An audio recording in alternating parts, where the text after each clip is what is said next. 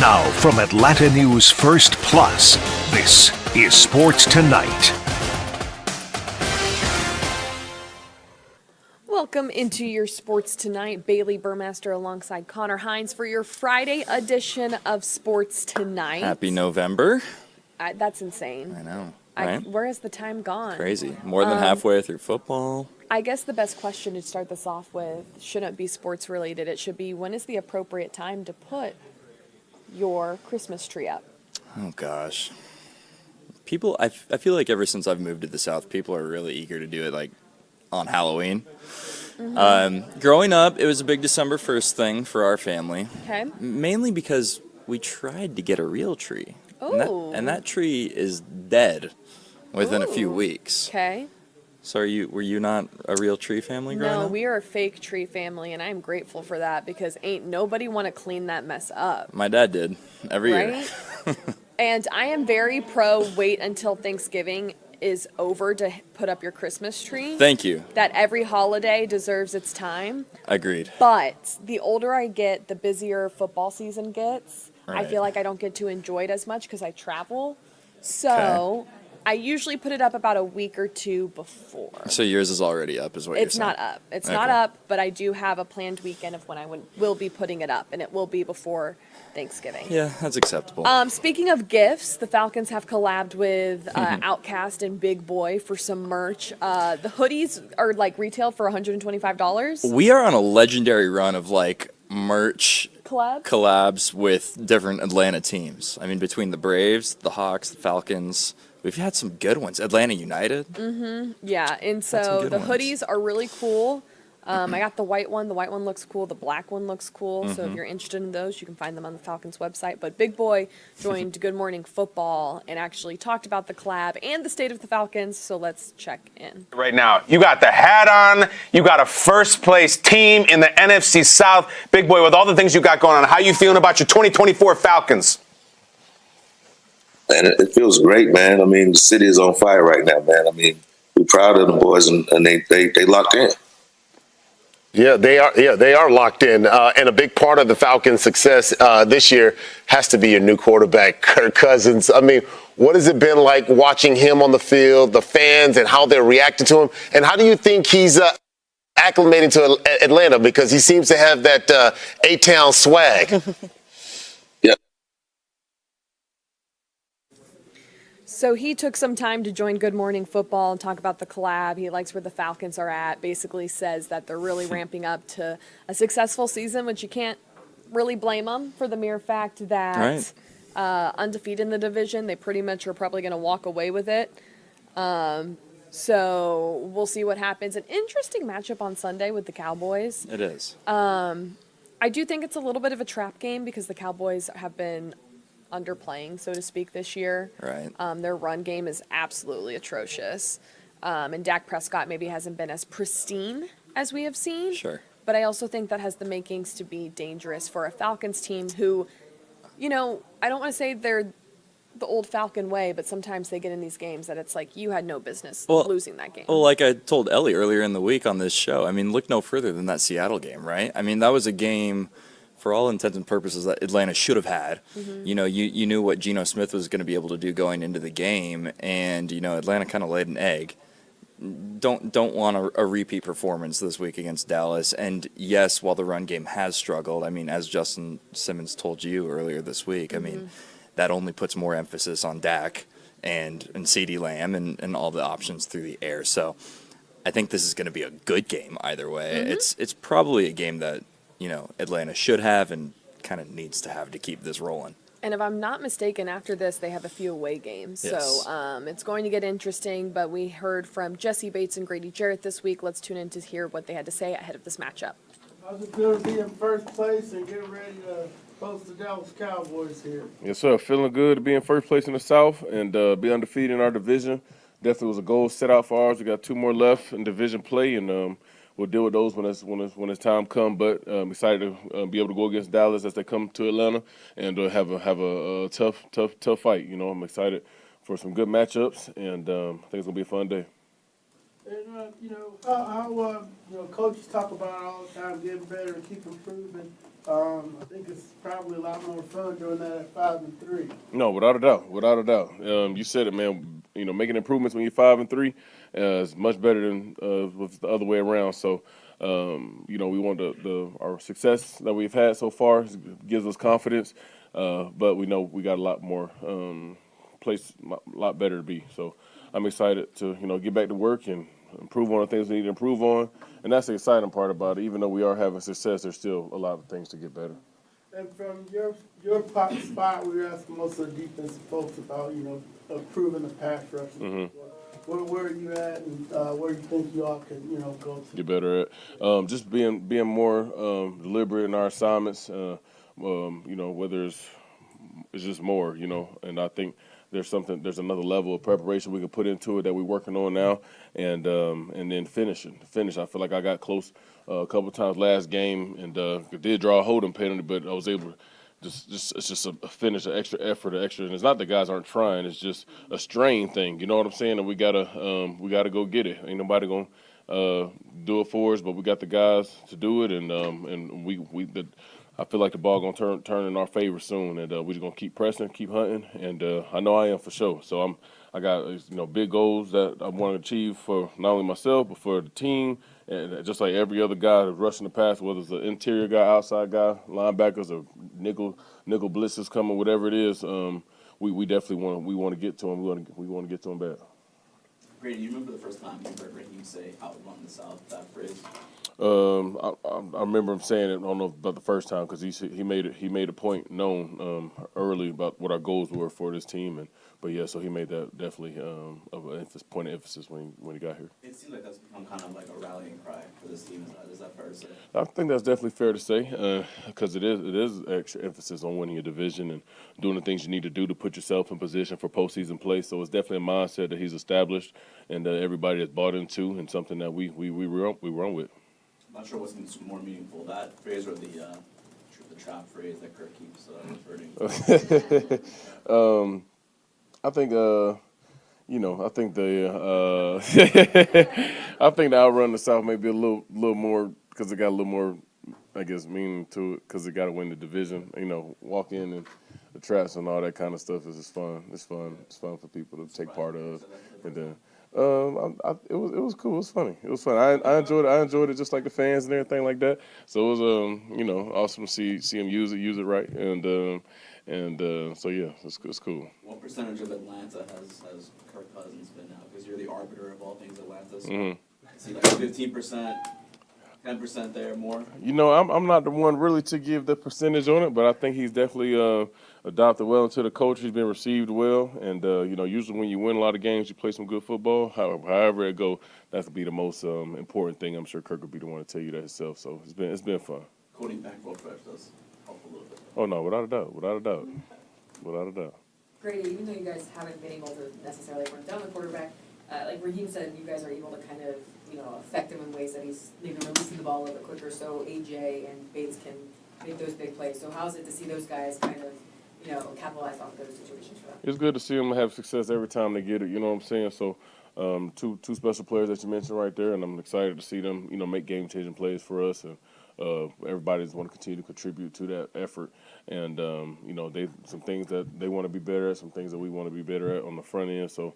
But to see them when they make the plays, when the plays happen, or dare to be made, that's something special, and I'm just excited to see those guys just continue to grow and have success. Dak isn't running as much as he has in years past. When you're just like watching film and creating that plan, like how do you balance sort of that? Maybe he's not running as much, but he still has the ability to take off. I think always keep in mind that he has the ability. If the lanes aren't disciplined. If you don't account for his athletic ability, he has the ability to extend plays and run and make first downs or however long. So you have to respect the athletic ability that he does have. But he's always been a pass-first quarterback. You know what I'm saying? He's been a guy who can get the ball on whatever part of the field that you need to. And he paid what he paid to throw the ball, and do a good job at it. So I doubt that they will put a lot of onus on him to make sure he make a lot of big run plays, but you have to respect the fact that he has that ability. Grady, is there anything specifically, I know you're not on the road this week, but having been undefeated so far this season on the road, is there anything that goes into that for a team that allows them to have success in this? I think it's just the thing, just going into, what do you want to call it, enemy territory, that feeling of everybody against us, so you got to band together, as brothers and try to accomplish one common goal. I think that's something that definitely that I thrive in, playing in a way, especially hostile environments. As a competitor, I just love that, and I think it's been working for this team. And we just got to find a way to curate that mindset that we got to get into when we're away to bring it home, so we can get these home wins running and start fast, start with edge, play with crazy effort, and that's the thing. We can't get home and feel lax. We can't get home and feel comfortable. We got to find a way to be uncomfortable. You know what I'm saying? And the things that we channel when we on the road, we got to bring it to the house and do what we got to do. Grady, you've been on this team for a very long time, and you were around for the Super Bowl run, and now things are very exciting around this team again. As a player, from your perspective, what is the general feeling that you get from people around the city when it comes to just how exciting you guys are right now? I think people are just proud right now, to wear Atlanta Falcons gear, Atlanta Falcons stuff. They see us talked about a lot more on TV now, and getting a lot of recognition. So I think it's something that you definitely cherish, and but you gotta continue to perform well. You gotta continue to do things in a way to where you're playing winning football, because that's just make everything get better. You know what I'm saying? When you're winning, everything is better. People talk about you, and whether it's good or bad, and if you're top of conversation, then you're doing something right. So I'm excited for the energy that the city definitely bringing. And every home game, man, it's just been so awesome to see the fans out there doing their thing and turn it up. And so that's why we want to win for them at home and do what we got to do. So to keep that going. How much is it an emphasis for you guys in the locker room to keep your foot on the gas? You have that 4-0 in the division, but still, or over Tampa, but still, how do you keep your? Oh yeah, I think that's on everybody's forefront. Everybody grinding hard. I think the success is bringing out the best in everybody to even push even harder. And it's these type of guys, the character guys we got. It's not even a topic that we have to really remind of, because it's the way we built, and the way we want to just continue to keep the foot on the gas, continue how to make improvements, because. Even when we win, sometimes it feel like, and when we get our corrections, like, dang, like, did we win or lose this game? But that's because we're so critical on the things that we want to be better at. And we competing against ourselves really week in and week out, and just trying to be the best us. And we feel when we are the best us, we can match up with anybody and do what we got to do. What did it mean to have, I thought it was interesting, Kirk Cousins said, he addressed the team on, I believe it was Friday. What does it mean to see him kind of take leadership and ownership so early and see that you want to talk to him? Yeah, definitely something you definitely respect when somebody, put themselves out there and put big goals ahead for us and things that he believes in. And because, when the quarterback is essentially, the captain of the team, somebody who, no matter who that person is, if you vote or not, the quarterback is that's the head of the snake. So, for him to be able to, put himself out there, let the expectations be known clearly, and things that he positively sees, and that's what we can accomplish. It means a lot to everybody. I don't know if you guys know, we call ourselves the Crash Out Crew, and it's just a mindset, I think. It's a mindset every single day that we're coming in here, not just crashing out, not knowing our jobs and just going to hit people as hard as we can, but being able to play free and just knowing exactly what we're doing, where guys are supposed to fit. And when it is our time to go tackle, I think you see it. You turn on the tape, from the corners to our nickel to our safeties, we're all tackling. I think our safeties can probably get a little bit better in open field tackles, but physicality, I don't think that's the problem. And that's good to see. It's good for our linebackers and our D-line to feel that trust that, our DBs can come up and tackle when we need to. So, yeah. All right, so now I got to follow up. Who's in this crew and who came up with that name? Right now, we're starting to add a couple guys from the D-line, linebackers, but it's just more secondary, more of our secondary, our brotherly love, our bond in there. But we'll start adding guys. We'll start giving out T-shirts maybe if they're part of the Crash Out Crew. So who came up with it? Coach or you guys or who? It kind of started last year, and we just continue to evolve it, and just guys just continue to embrace it. And on the game days, it's something that we say to each other, like, let's crash out for each other, let's crash out for this team, and ultimately it brings some type of success to our defense and our team. So it's good. It's like I said, it's a mindset for other guys to kind of match our tempo as well.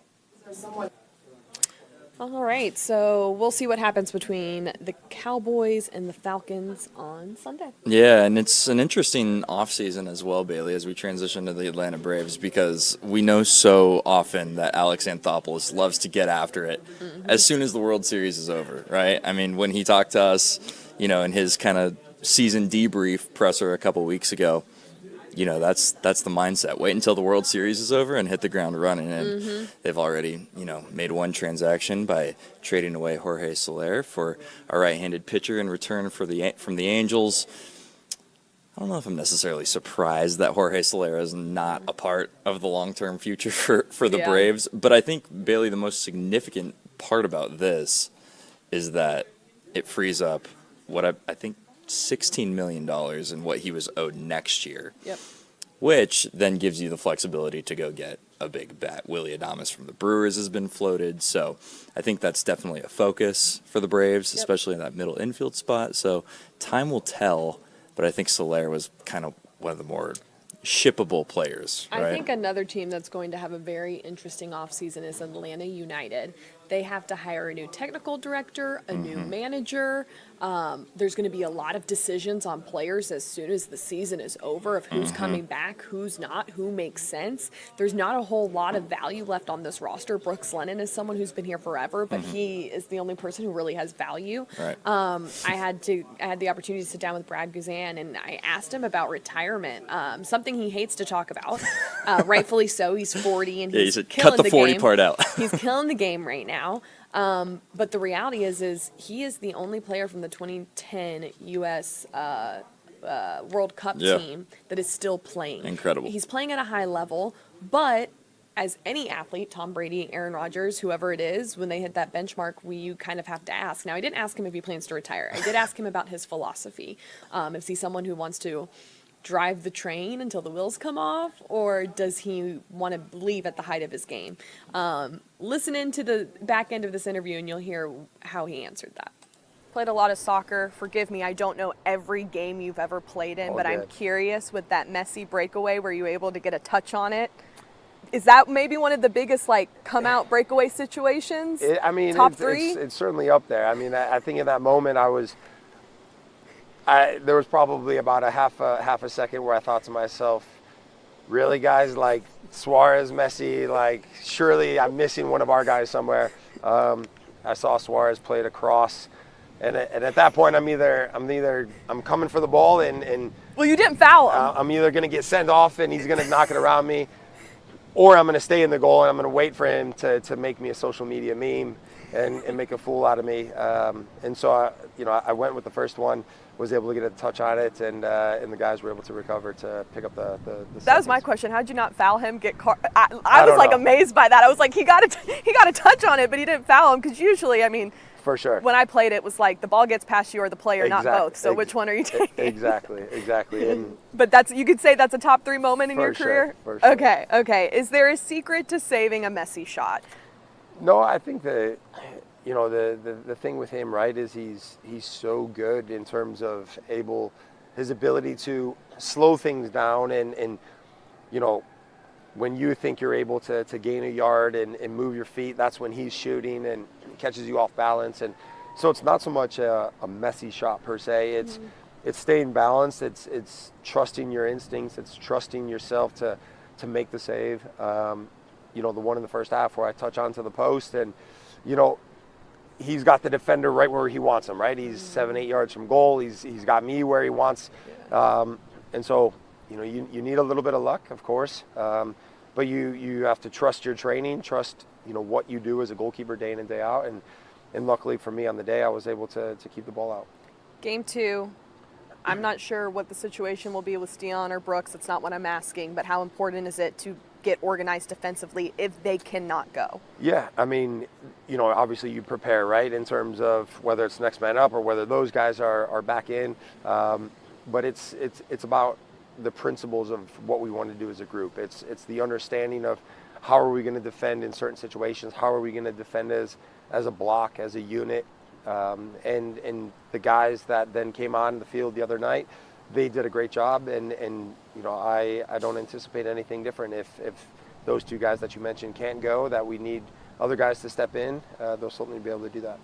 For this game on Saturday, the Benz is always great when it comes to fans, but this really has another opportunity to be an elite situation to help you guys out. How important will it be not only to get the fans involved, but give them something worth getting rowdy for? For sure, and I think that's the biggest key, right?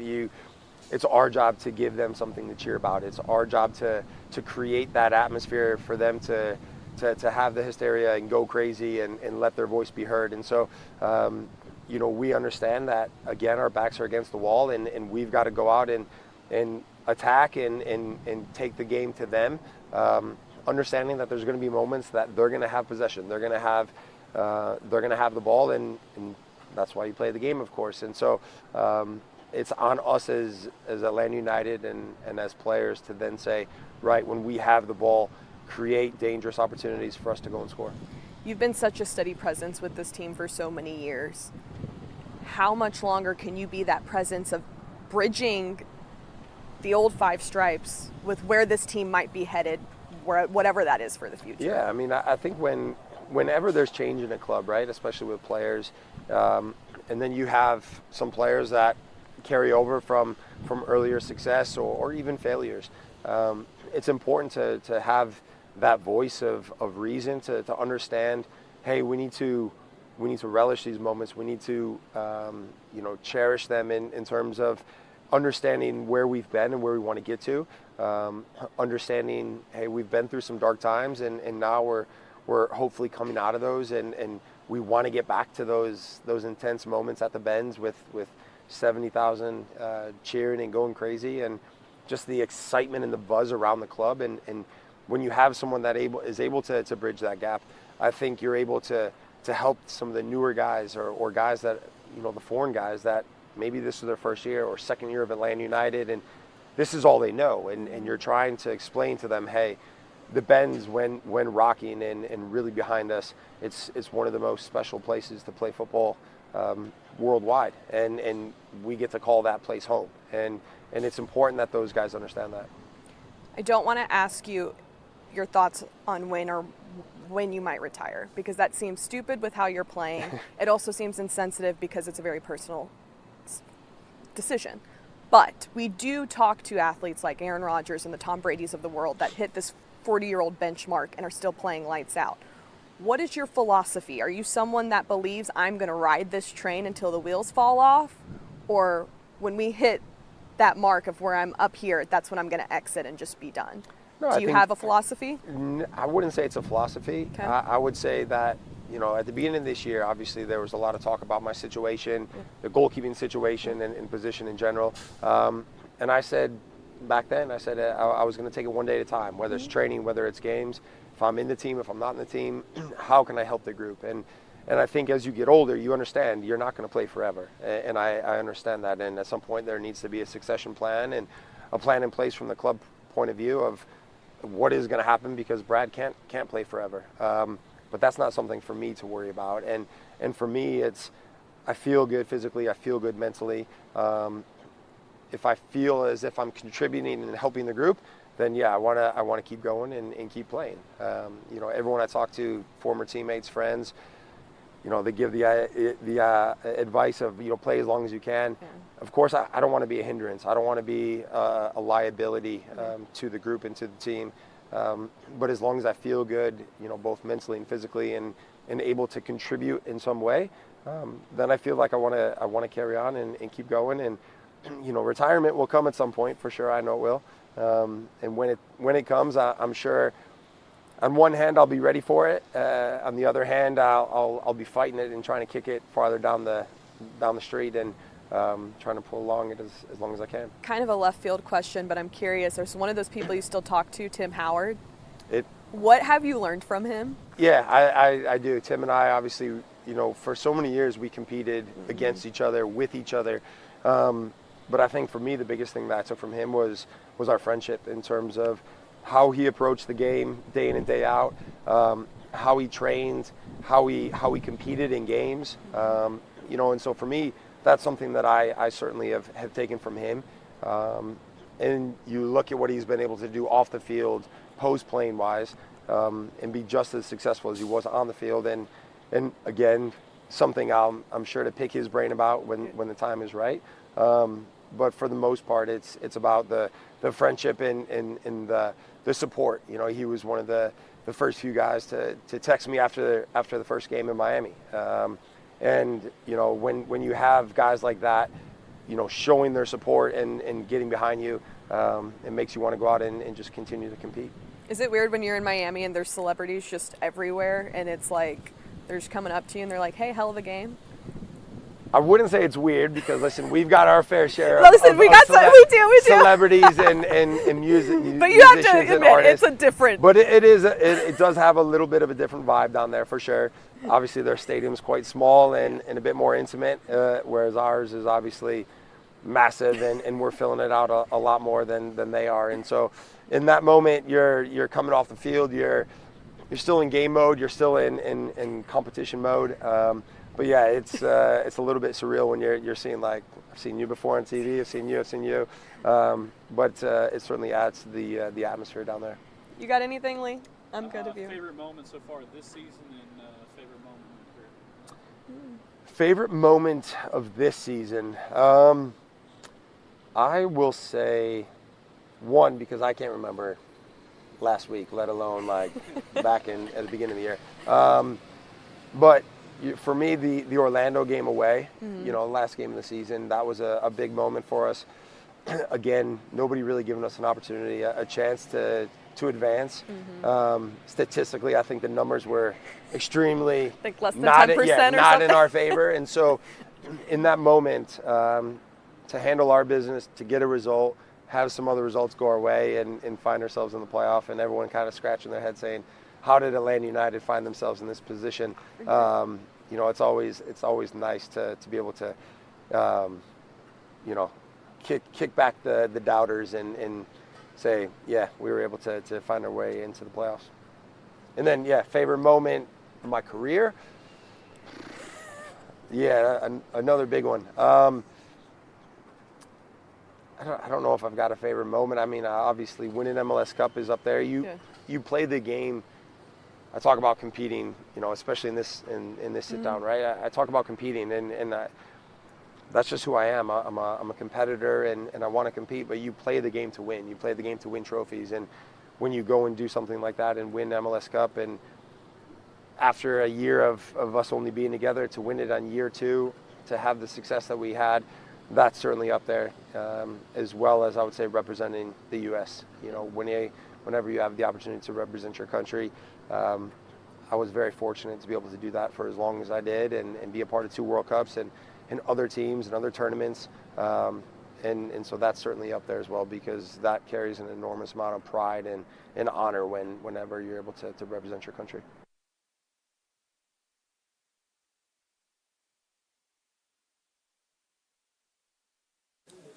So you heard him on retirement basically says, you know, it's how he's going to be. It's going to be day to day, how he feels, and he feels sharp in his mind and his body. Boy, would he be great to stick around in Atlanta for another couple of years, right? Yeah, ain't that the truth? We have about a minute. What's on your mind? Okay, I bring this question to you because you've recently dealt with it. I think I have a nail in my tire.